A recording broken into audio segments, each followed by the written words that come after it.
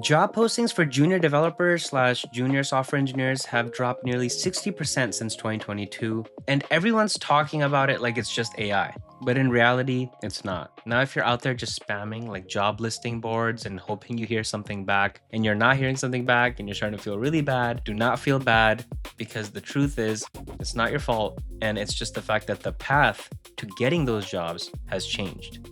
A lot of people think that the market just got so flooded with so many high skilled people that they're just not going to get back a response. But the reality is, the company has to invest in months of training with you before they ever see any reasonable return, right? You're coming in with basically no experience or very little experience and expecting them to invest in you so heavily. And so in this video, I'm going to share with you my personal story, how I got into tech, and how you can use the same information, the same sort of core insight that I'm going to share with you to get a job in the programming slash software engineering world.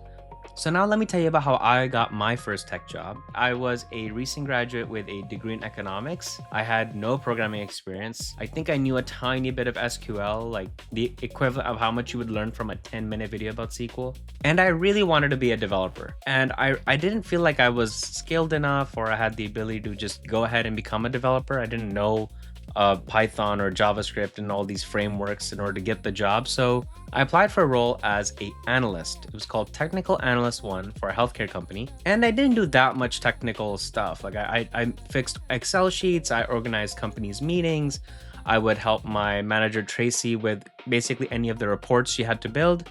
But the important part was that I was inside the company. And so what I would do with all my extra free time when I wasn't working on something directly for my manager was meet with the people who were building things. I would try to understand what they're working on, what they're building, why they're building it, and what tools they were using. And I would go home and try to study these tools and try to build up my own skill set so that I could align well and understand what exactly they were working on. And then one day at a company event, I was talking to one of the engineering managers, John, and he was asking me how I liked the job so far. And I answered him honestly, and I told him I'm really grateful for the opportunity and I'm learning so much about like the company and SQL. And on the side, I've been practicing a lot of HTML, CSS, JavaScript, and React, so that one day I can achieve my goal of being on your team. And so 30 minutes later, I was standing there just kind of stressing out a little bit.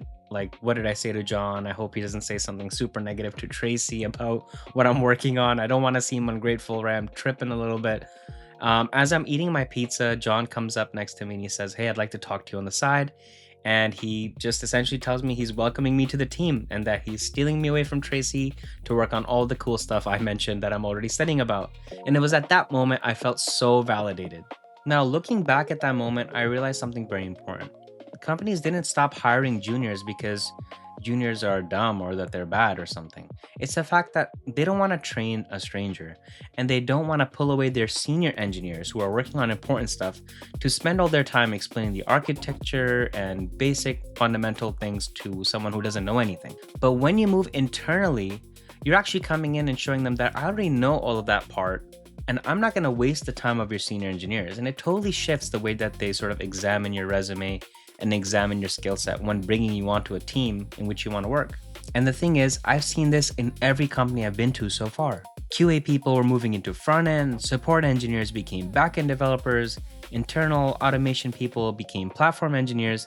And for a lot of people, this is actually a better path because instead of just quietly building projects until somebody notices you, you can get paid to learn how systems work and eventually build the trust and relationships needed to get into the position you want to be in. And the crazy part is that companies are actually desperate to find people who can bridge the gap between their technical teams and the real world problems they're trying to solve. So if you want to be a developer, stop stressing out about the junior dev roles that don't even really exist anymore and start thinking about how can I get into a technically adjacent role in a company that I want to work at.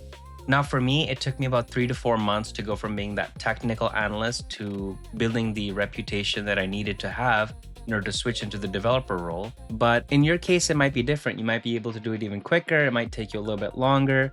In my experience, what I see from most of my friends is that it takes anywhere between 3 to 12 months to basically make that transition. But the good news is, in the meantime, you'll be making money, you'll be learning about important systems and real world problems and building up that reputation that you need to have in order to land the developer job. And by the time you have it, not only will you have a developer job, but you'll have some extra experience, some extra sort of confidence in your abilities to be useful at the company. Anyway, that's my rant about how to land yourself a job in software engineering in a market where junior dev jobs just don't really exist anymore. And if you found any of this useful, please make sure to like and subscribe, and I'll see you guys in the next one.